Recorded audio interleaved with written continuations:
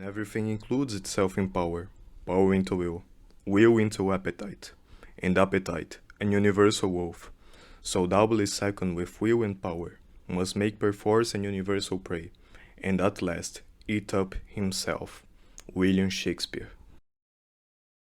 Tokyo Ghoul é uma obra que à primeira vista pode parecer simplesmente Ed, ou uma introdução ao estilo post-shonen que se tornou comum hoje. No entanto, apesar da obra ser de fato Ed, Suishida demonstra uma capacidade incrível como autor, não somente demonstrando uma grande compreensão da arte, algo que é visível por seu conhecimento vasto no que rege literatura, mas também conhecimento sobre a alma humana, em essência, alquimia, e a natureza do mundo moderno.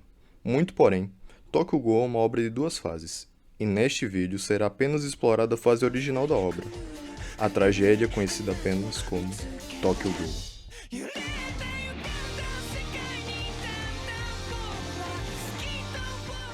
Olá, eu sou Kaizoku e peço que Me diga então, como fiquei assim? Tokyo Ghoul acompanha a jornada de Kaneki Ken, um jovem de caráter melancólico, notavelmente tímido e introvertido que acaba de tornar-se um aluno de literatura. E durante uma conversa enquanto come junto a seu amigo Hideyoshi, Kaneki demonstra interesse por uma garota chamada Rise. À primeira vista, tal encontro é inocente, já que o ato não carrega problemas visíveis, nem para o leitor ou para Kaneki. Porém, quando observamos de fato a situação, pode-se notar que existe uma perversidade, algo que é mais perceptível na versão redesenhada do mangá, onde já se sabe a função de Rise. E isto é confirmado posteriormente, quando ela revela-se um Ghoul, criatura devoradora de humanos. O encontro inicial entre Kaneki e Rise é a primeira mancha que surge na jornada de Kaneki, seu primeiro pecado, a luxúria. E isto serve como uma demonstração de sua descida. Este fato é reafirmado quando Rise se acidenta, e vigas de aço caem sobre ela e Kaneki. Isto resulta nele recebendo seus órgãos, tornando-se também um Ghoul, recebendo por completo a mancha do pecado que Rise deixou.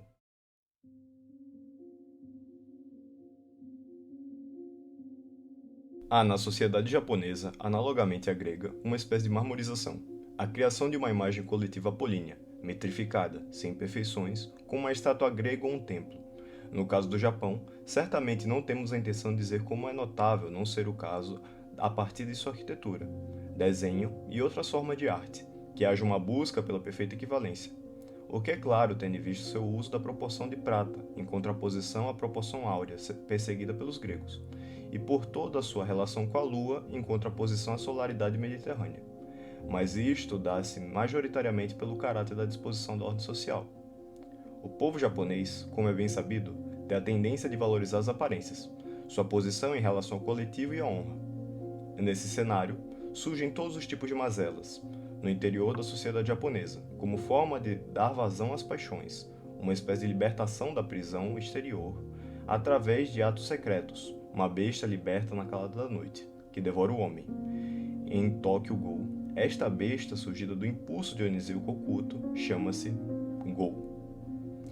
É claro que não pretendemos também dizer que isso seja de fato parte da história literal do mangá, mas temos que levar em conta o caráter simbólico dos eventos e personagens para conseguir concluir um significado narrativo.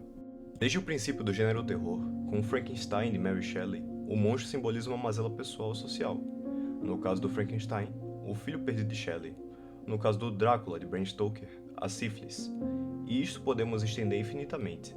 Mas como não é esta a intenção do vídeo, recomendamos aos que tiverem interesse o livro do Dr. E. Michael Jones, conhecido como Monsters from the Id, onde ele explica detalhadamente sua pesquisa e fundamentação, que levamos em conta nessa análise. No caso de Tokyo Ghoul, a criatura representa o interior do povo japonês, o monstro que repousa por trás das aparências, uma criatura dionisíaca, disforme, besta da natureza desgovernada das paixões, que não pode ver a luz do dia e se alimenta dos homens.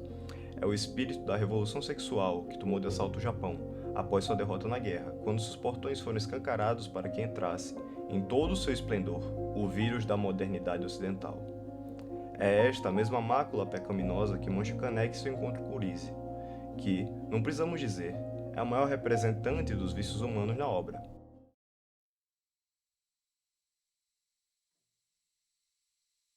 A ave sai do ovo. O ovo é o mundo. Quem quiser nascer, precisa destruir um mundo. A ave voa para Deus. O nome do Deus é Abraxas. Damien Hirst, Hermann. Esta famosa passagem de sua magnum opus, Damien, Hermann Hesse apresenta o Deus que contém em si todas as essências, plenamente bom e mal, agregador das essências dos 7 planetas da ordem cósmica e dos 365 dias do ano terrestre. Um Deus que é plenamente divino e plenamente diabólico. Nas palavras de Jung, Abraxas é atividade. Nada pode resistir a ele, exceto o irreal. E assim seu ser ativo se desenvolve livremente. O irreal não existe e, portanto, não pode resistir verdadeiramente. Abraxas está acima do sol e acima do diabo. Ele é o improvável e é poderoso no reino da irrealidade. Se o pleroma fosse capaz de ter um ser, Abraxas seria sua manifestação. Abraxas é o sol e também o abismo eternamente aberto do vazio, do diminuidor e dissimulador, o diabo. Neste mundo, o homem é Abraxas, que dá luz e devora o seu próprio mundo. No Fausto de Goethe, obra que parta mitologicamente a modernidade, atribui o autor a personagem homônima, na passagem que traduz do grego ao alemão o Evangelho de São João. Im Anfang war die Tat.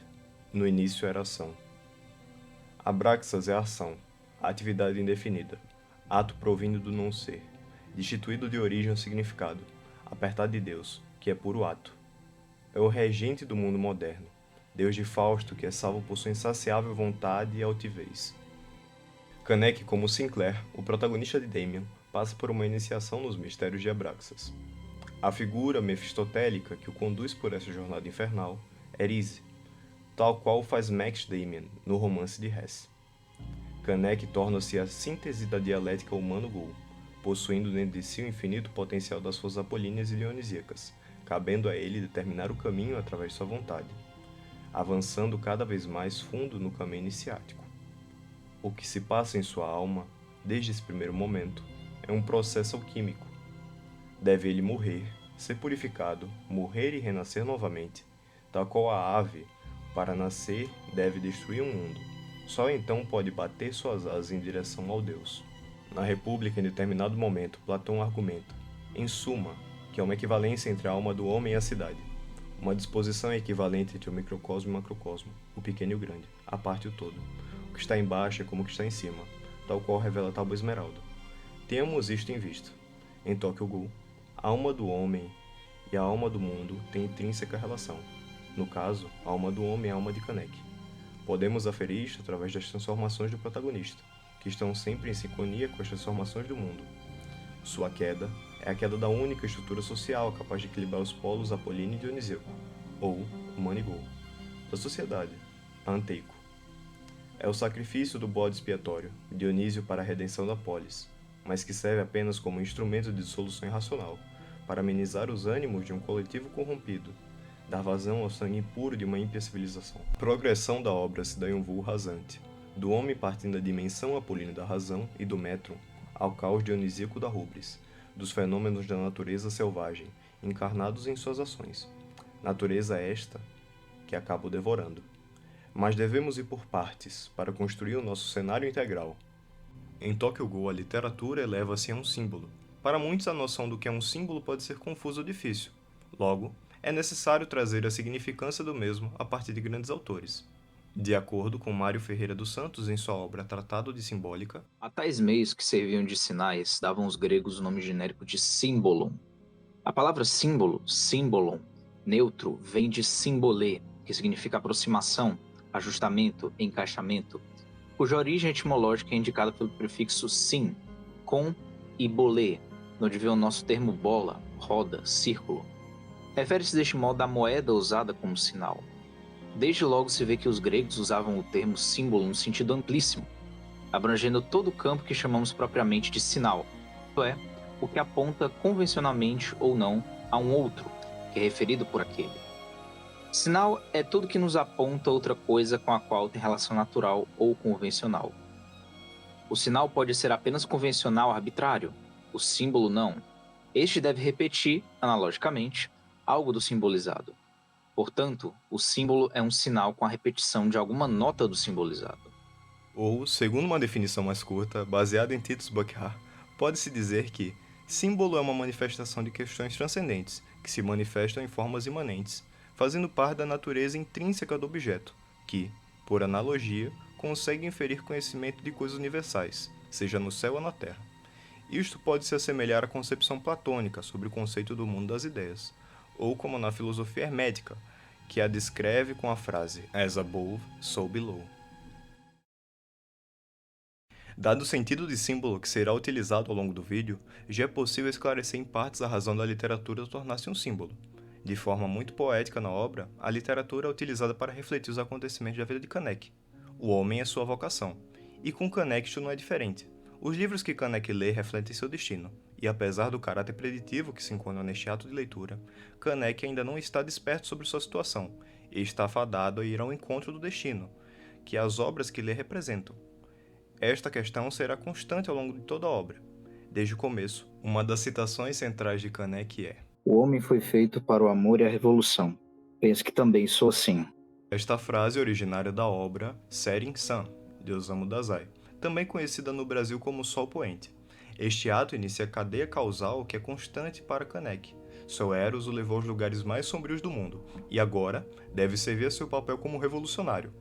Outras obras lidas por Kaneki, como Damien, de Hermann Hesse, Screwtape Letters, de C.S. Lewis, e A Metamorfose, de Franz Kafka, também refletem seu papel no mundo. Este processo no qual a gente não está consciente, mas ao mesmo tempo possui um caráter preditivo, é presente de forma predominante na tragédia grega.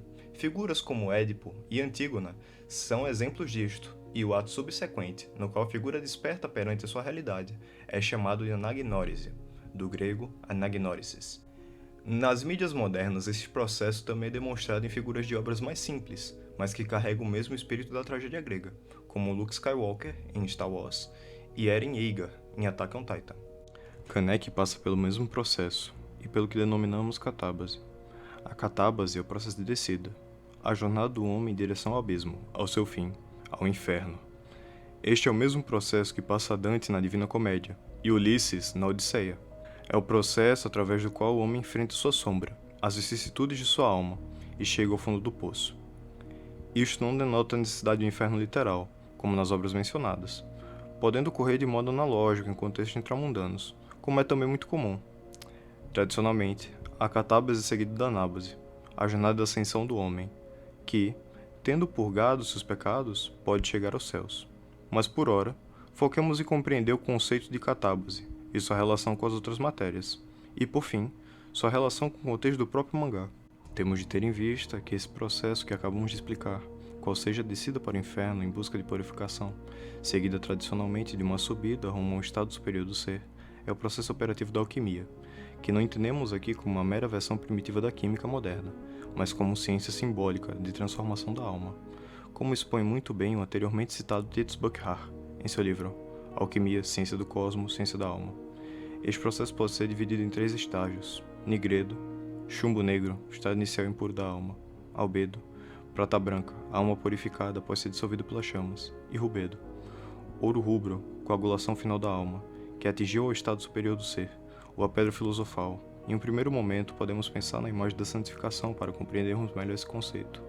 As operações alquímicas são guiadas pela máxima solve et coagula, dissolver e coagular. São esses os 2 princípios operativos que atuam em todo o processo, dissolvendo os estados atuais da matéria-prima e reorganizando-os, coagulando-os. De outra maneira, essas dissoluções e coagulações ocorrem sucessivas vezes, durante o processo para a realização final da obra-prima alquímica. Em termos literários, podemos pensar o alquimista como o autor daquela obra, sendo os personagens seus estados anímicos a sua matéria-prima, que deve ser trabalhada a fim de lapidar a rocha numa estátua bem acabada. Suishida, o autor de Tokyo Ghoul, é um mestre alquimista dos mangás, como é David Lynch, um alquimista do cinema, Miyazaki, um alquimista dos animes, e tantos podemos citar. Em Tokyo Ghoul, no entanto, Kaneki é a matéria-prima de 2 alquimistas. O primeiro é o próprio Ishida, e o outro é o Dr. Kano. Estes foram os responsáveis pela mutação de Kaneki, por dissolver sua humanidade e coagulá-la em um estado semi-humano e semi-ghoul. Vemos ao longo da obra que seu intuito não fora caridoso, como o princípio dá a entender. Seu intuito jamais fora apenas salvar a vida de Kaneki, mas transformá-lo numa criatura suprema, capaz de, em seus próprios termos, destruir a jaula que enclausula o mundo. Ele também oferece a Kaneki a verdade secreta, os segredos ocultos do mundo, e uma maneira de ver o mundo como realmente é. Para os versados que assistiram ao nosso primeiro vídeo, fica claro que ele trata-se de um gnóstico cainita, que pretende através da técnica libertar os seres deste mundo da prisão e alcançar uma suposta liberdade. A maneira que Dr. Khan encontra de fazer isto é através de uma alquimia satânica, da fusão do humano com Gol, ou nos termos de Jung, a integração do homem com sua sombra, Abraxas. A partir do momento em que se torna matéria-prima do alquimista maligno, Kanek inicia sua catábase, passando pelos mistérios ocultos do mundo, os mistérios menores, a dor infligida em tortura, o descontrole do seu lado humano pela tirania da animalidade Gol e da vontade de potência até a sua morte, a purificação final. Nos termos de Tarot, podemos dizer que Kanek passa pela jornada do tolo, isto é, seu caminho durante a série encontra paralelos com os 22 maiores arcanos do Tarot, a Grande Jornada. Nos termos de Thornberg, os arcanos maiores do tarô não são alegorias nem segredos. As alegorias são, com efeito, a representação figurativa de uma noção abstrata. Quanto aos segredos, são fatos, procedimentos, práticas e doutrinas quaisquer que alguém guarda para si, embora possam ser compreendidos e praticados por outros, aos quais seu dono não quer revelá-los. Os arcanos maiores do tarô são símbolos autênticos. Eles ocultam e, ao mesmo tempo, revela o seu sentido na proporção da profundeza do recolhimento da pessoa que os medita. O que eles revelam não são segredos, isto é, coisas ocultadas pela vontade humana, mas arcanos. Arcano é aquilo que alguém deve saber para ser fecundo em determinado domínio da vida espiritual. Aquilo que deve estar ativamente presente em nossa consciência, ou mesmo em nosso subconsciente, para nos tornar capazes de fazer descobertas, de gerar ideias novas, de conceber temas artísticos novos, numa palavra, para nos tornar fecundos em nossos esforços criativos, e isso em qualquer domínio da vida espiritual. O arcano é um fermento ou uma enzima cuja presença estimula a vida espiritual e anímica do homem. E os símbolos são os portadores desses fermentos ou dessas enzimas, e os comunicam se o receptor for capaz de recebê-los, isto é, se sentir pobre de espírito e não sofrer da doença espiritual mais grave, a suficiência. Podemos reconhecer, e o próprio autor nesse caso o admite, analogias entre os arcanos maiores do tarô e os eventos de personagens do mangá. Início, Kanek é o tolo. A carta número 0, número que representa as infinitas possibilidades que o tolo tem, não havendo ainda passado por nenhum evento significante. É mero sujeito passivo do mundo, matéria-prima que ainda não tomou forma, mas que tem potencial para se coagular de diversas formas diferentes. O tolo se encontra com o mago, Hideyoshi, o princípio ativo, enxofre alquímico, e com a sacerdotisa, Toka, princípio passivo, mercúrio alquímico. A partir desses dois, o tolo articula suas ações no mundo, pois o tolo se encontra com a imperatriz, Rize, o mundo das sensações, da explosão sem experiência. É como a passagem da infância para a adolescência. Aquele que parece agradável e desejável muda completamente Kanek.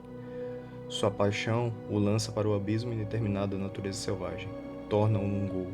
Após o tolo encontra autoridade, a ordem, um guia na figura do imperador, Yoshimura. É com ele que Kanek começa a aprender sobre o mundo, no qual foi iniciado. É seu mestre, o Hierofante e a própria Anteiko. É o grupo ao qual Kanek se junta, onde ele recebeu sua educação, onde se sente parte de uma comunidade. O primeiro desafio que o tolo enfrenta enquanto indivíduo capaz de tomar ação por conta própria, quando já tem noção e orientação no mundo, é o amante, Nishiki. A carta do amante, ou os amantes, é comumente associado ao início da vida social. É aqui que Kanek se encontra quando tem de voltar à universidade, após seu longo afastamento. Nishiki é também o amante por toda a sua relação com Nishino. É aqui também a primeira união real de Kanek com Gol, o despertar de Sokagune. O segundo grande desafio é o carro, seu embate com Amon. O carro representa o autodomínio do tolo sobre si mesmo, bem como suas primeiras vitórias. Kanek vence Amon e demonstra todo o seu autocontrole. Ele é capaz de ser forte e vencer sem perder a sua mente, para a animalidade, como ocorreu anteriormente em seu embate com Nishiki. O tolo deve agora confrontar a força, Tsukiyama, uma força maior do que a sua. Kanek passa por uma desilusão, se vê novamente capaz de resolver por si mesmo uma situação. Sua grande confiança é despedaçada, e ele se vê novamente vulnerável. É Toka quem o salva no final das contas e derrota Tsukiyama. Este confronto leva o tolo a questionar os porquês. Depois dos embates vem a contemplação, Otium et bellum, como diziam os romanos. É preciso se dissolver para coagular-se em nova forma.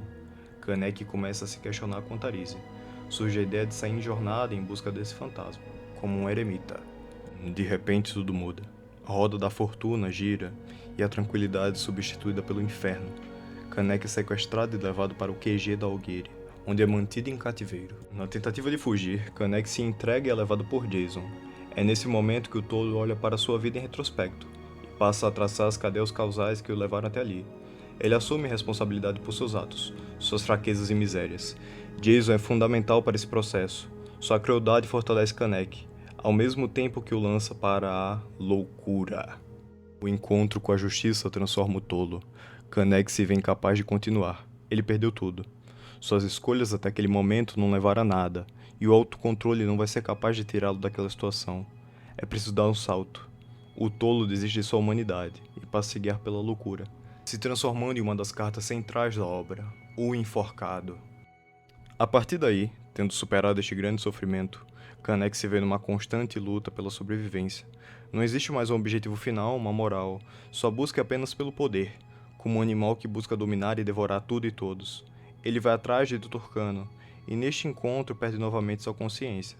Ele é confrontado com a morte, daqueles que vivem ao seu redor, por suas próprias mãos. A partir do momento em que se transforma no centípoda, Kanek passa por uma longa catábase. É como a queda livre direto aos abismos de um trágico destino infernal, na qual culmina em sua própria morte.